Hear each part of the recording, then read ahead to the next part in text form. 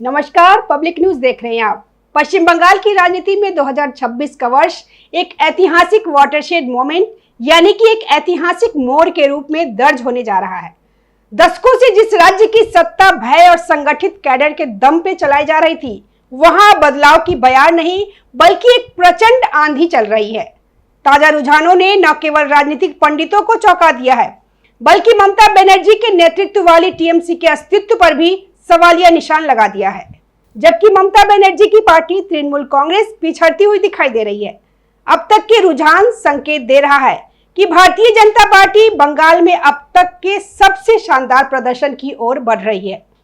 BJP फिलहाल 180 से अधिक सीटों पे स्पष्ट बढ़त बनाए हुए है।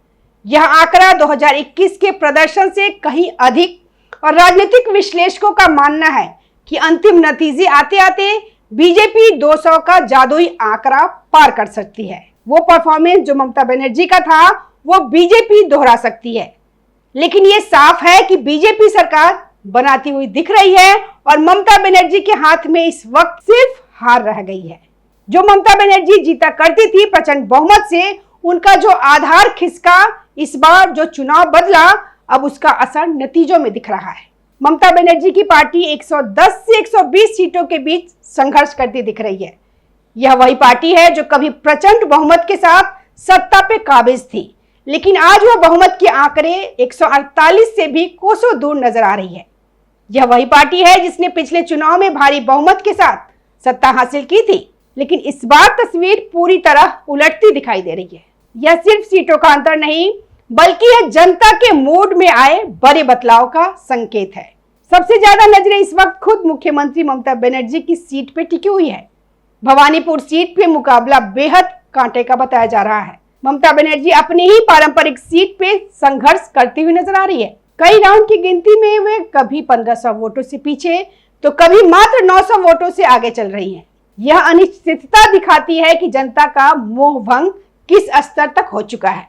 ममता बनर्जी को खुद नहीं पता है कि वो वहां से जीत भी सकती है या नहीं। हार जाती है तो ममता बनर्जी इस बार देखिए वो विधानसभा में भी नहीं पहुंचेगी। यदि ममता बनर्जी अपनी सीट हार जाती है तो उनकी स्थिति वही होगी जो दिल्ली में आम आदमी पार्टी के बड़े बड़े नेताओं की हुई थी। इनके मुख्य नेता तो हारे ही हारे और बाकी नेता, बड़े नेता सारे चेले चपाटे भी हार गए और कोई विधानसभा नहीं पहुंचा। यही स्थिति बंगाल में भी बनती हुई दिख रही है। जो अभी रुझान आ रहे हैं, नतीजे नहीं है, उसमें ममता बनर्जी की हालत भी डगमगाई सी है। रुझान बताता है कि टीएमसी के कई बड़े मंत्री और चेले चपाटे अपनी सीटें गंवा रहे हैं। अरूप विश्वास जैसे कद्दावर मंत्रियों की हालत भी पतली है।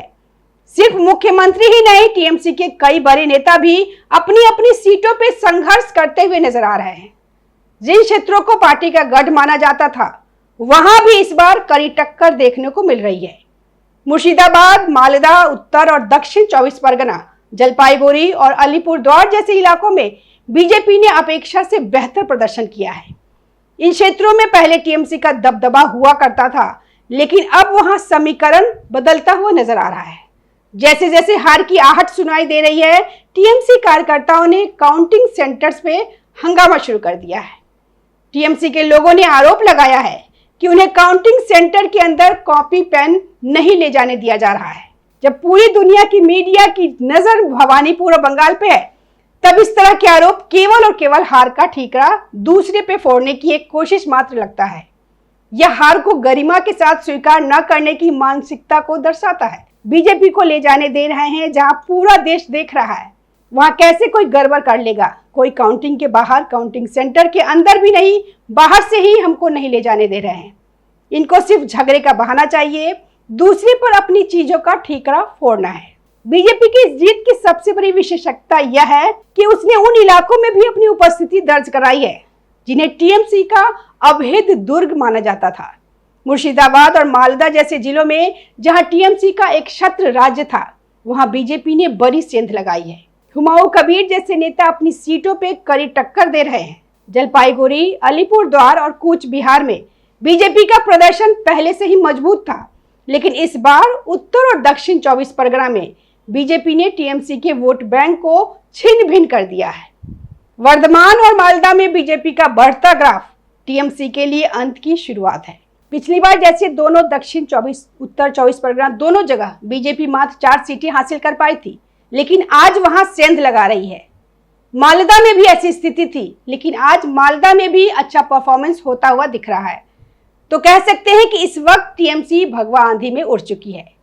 एक कितनी बड़ी होगी यह जीत, अब यह देखना बाकी है, लेकिन जीत तो जीत होती है, अब साफ दिख रहा है, क्योंकि लंबा समय हो गया है रुझानों को और रुझान लगभग टिका हुआ है।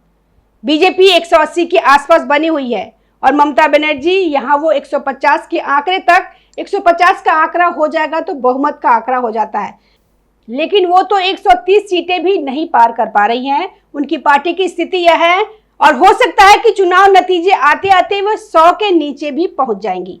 ममता बनर्जी की पार्टी जो पिछली बार स्थिति उनकी बीजेपी की थी, वो स्थिति अब बन जाएगी। इस बार ममता बनर्जी की ये जो सारे नतीजे दिख रहे हैं, ये क्या दिख रहा है, जो रुझान दिख रहा है वो दिखा रहा है कि बंगाल में दो चीजें हुई है। बंगाल के इस चुनावी परिणाम के पीछे दो सबसे बड़ा कारण है, एंटी इनकम्बेंसी और डर का अंत। एक इनकी एंटी इनकम्बेंसी के बाद लोगों ने बदलाव चाहा, वो एक राजनीतिक बदलाव होता है। दूसरा, लोगों ने डर को हराया है, जो बंगाल के लिए कहा जाता है। बंगाल में वर्षों से यह परंपरा रही है कि लोग कैमरे के सामने बोलने से डरते थे, जैसा कि एक्सिस माई इंडिया के सर्वे में भी देखा गया। लोग बोलने को तैयार नहीं थे, वहां पे लोग कैमरे के सामने बोल नहीं पा रहे थे कि बाद में टीएमसी के गुंडे आकर पीट देंगे। अंतिम तक टीएमसी के कार्यकर्ता धमकी दे रहे थे कि तुम्हारे घर जला देंगे, खून खराबा हो जाएगा। और यह हालात सिर्फ ऐसा नहीं है कि किसी एक इलाके में हो रहा है, ये हिंदू बहुल इलाके, मुस्लिम बहुल हर इलाके में इनका इसी तरह की गुंडागर्दी थी, जिसमें इनके लोग अब ये सिर्फ बीजेपी के साथ नहीं है, कांग्रेस के साथ, अधीर रंजन चौधरी के साथ इन्होंने क्या किया, प्रचार तक नहीं करने दिया। हुमायूं कबीर की स्थिति देख लीजिए, यहाँ पर इंडियन सेल्यूलर फ्रंट वाले इनके एक नेता को उम्मीदवार ही संभवतः वो थे, उनको उन्होंने मारा, तो उन्होंने किसी को नहीं छोड़ा और लोगों को इस बार निडर होकर मतदान करने का मौका मिला। टीएमसी के गुंडों के द्वारा घर जलाने और हिंसा की धमकियां इस बार बेअसर साबित हुई। टीएमसी ने पिछले 15 सालों में अस्पताल से लेकर स्कूल और पुलिस से लेकर ब्लॉक ऑफिस तक अपने कैडर घुसा रखे थे। आरजी कर केस का असर, अस्पताल में जिस तरह कैडर सिस्टम ने न्याय को दबाने की कोशिश की, उसने जनता के गुस्से को चरम पे पहुंचा दिया। रुझानों के बाद उन पुलिस अधिकारियों और सरकारी कर्मचारियों में खौफ है जो अब तक टीएमसी के गुलाम बनकर काम कर रहे थे। अब उन्हें अपनी ही विभागीय जांच और करियर का डर सता रहा है, क्योंकि सत्ता परिवर्तन के बाद यह कैडर सिस्टम ध्वस्त होने वाला है। मुख्य चुनाव आयुक्त ज्ञानेश कुमार और चुनाव आयोग की सख्ती ने पहली बार बंगाल के आम नागरिक को निडर होकर मतदान करने का अवसर दिया। केंद्रीय सुरक्षा बलों की तैनाती और बूथ लेवल पर की गई निगरानी ने टीएमसी के कैडर राज को पंगु बना दिया। वहीं बीजेपी की इस बढ़त के पीछे कई फैक्टर है। एक तरफ संगठन का विस्तार और बूथ स्तर पे मजबूत पकड़, वहीं दूसरी तरफ केंद्रीय नेतृत्व की सक्रियता ने भी बड़ा असर डाला है। नरेंद्र मोदी और अमित शाह की रैलियों और रणनीतिक बैठकों ने पार्टी के पक्ष में माहौल बनाने में महत्वपूर्ण भूमिका निभाई। इसके अलावा शहरी क्षेत्रों के साथ साथ ग्रामीण इलाकों में भी पार्टी ने अपनी पकड़ मजबूत की, जो इस बार के चुनाव में निर्णायक साबित होती दिख रही है। इस चुनाव में एक और अहम पहलू देखने को मिला, वोटिंग पैटर्न में बदलाव। कई जगहों से यह संकेत मिला कि इस बार मतदाताओं ने पहले के मुकाबले ज्यादा खुल के मतदान किया। चुनाव आयोग की सख्ती और सुरक्षा व्यवस्था के चलते लोगों को बिना डर के वोट डालने का मौका मिला। इसका सीधा असर नतीजों में दिखाई दे रहा है। जहां पहले कुछ क्षेत्रों में एक तरफा नतीजा आता था, वहां इस बार कड़ी टक्कर देखने को मिली। पहली बार यहां बीजेपी सरकार बनाने जा रही है। बंगाल की स्थिति बदलने वाली है, घुसपैठियों का खात्मा होने वाला है। खौफ तो बढ़ ही गया है उन बॉर्डर वाले इलाकों में जहां पे घुसपैठिए बैठे हुए हैं। रुझान के बाद से ही खलबली मची हुई है। टीएमसी में मायूसी का माहौल है और डर तो उनको भी लग रहा है जो कैडर बनकर अधिकारी बैठे थे। पुलिस वाले, सरकारी कर्मचारी जो अंतिम तक, यहां तक कि चुनाव आयोग की इतनी सख्ती, विभागीय जांच तक की बात करने के बावजूद, सस्पेंड करने के बावजूद भी जो बीएलओ, जो वीडियो टीएमसी के कर्मचारी बन के काम कर रहे थे, कार्यकर्ता बनकर काम कर रहे थे, अब डर तो उनमें भी है कि अब रिजाइन ही करके चले जाए तो अच्छा है, वरना तो नौकरी इस तरह से तो ना झल पाएगी। अब टीएमसी के गुलाम बन के रहे और इधर नौकरी करे, क्योंकि अब ये कैडर सिस्टम खत्म होगा। वहीं बीजेपी की संभावित सरकार बनने के साथ ही बंगाल की राजनीति और भूगोल में बड़े बदलाव के संकेत मिल रहा है। अमित शाह ने पहले ही वादा किया है कि सीमावर्ती इलाकों में फेंसिंग और घुसपैठियों की पहचान का काम प्राथमिकता पे होगा। बंगाल में समान नागरिक संहिता, यूसीसी और तुष्टीकरण मुक्त नीतियों के आने से राज्य की सामाजिक संरचना में बदलाव आएगा। बंगाल की राजनीतिक हलचल सीमा पार बांग्लादेश तक महसूस की जा रही है, क्योंकि अब घुसपैठियों को मिलने वाला राजनीतिक संरक्षण समाप्त हो सकता है। इन नतीजों का असर सिर्फ पश्चिम बंगाल तक सीमित नहीं रहने वाला, राष्ट्रीय राजनीति पर भी इसका प्रभाव पड़ सकता है। अगर अंतिम नतीजे इसी दिशा में जाता है तो यह विपक्षी दलों के लिए एक बड़ा झटका साबित हो सकता है और आने वाले चुनाव की रणनीति पर भी इसका असर पड़ेगा।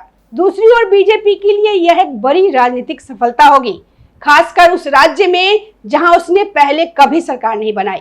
जैसे जैसे समय आगे बढ़ रहा है, रुझान स्थिर होता जा रहा है और तस्वीर साफ होती जा रही है। अगर अंतिम परिणाम भी इन्हीं रुझानों के अनुसार आता है तो पश्चिम बंगाल में सत्ता परिवर्तन तय माना जाएगा। यह बदलाव सिर्फ सरकार का नहीं होगा, बल्कि राज्य की पूरी राजनीतिक दिशा को प्रभावित करेगा। पश्चिम बंगाल के ये रुझान केवल एक पार्टी की हार और दूसरी की जीत नहीं है, बल्कि यह तुष्टीकरण और डर की राजनीति की सामूहिक विदाई है। ममता बनर्जी की खिसियाहट और कार्यकर्ताओं का हंगामा यह बताने के लिए काफी है कि बंगाल की जनता ने अब गुंडागर्दी के बदले विकास और शांति को चुन लिया। यदि ये रुझान नतीजों में बदलता है तो 2026 बंगाल के लिए एक नए पुनर्जागरण का वर्ष होगा। फिलहाल सबकी नजरें अंतिम नतीजों पर टिकी हुई है। क्या रुझान वास्तविक परिणामों में बदलेगा या आखिरी समय में कोई बड़ा उलटफेर देखने को मिलेगा, यह आने वाला समय ही बताएगा। लेकिन इतना तय है कि इस बार का चुनाव पश्चिम बंगाल की राजनीति में एक नए अध्याय की शुरुआत करने जा रहा है। धन्यवाद, मिलते हैं अगली वीडियो में, तब तक जुड़े रहिए हमारे साथ। ताज़ा खबरों से जुड़े रहने के लिए हमारे चैनल को सब्सक्राइब करें और बेल आइकन को दबाना ना भूलें, ताकि हर खबर की नोटिफिकेशन आपको मिलती रहे।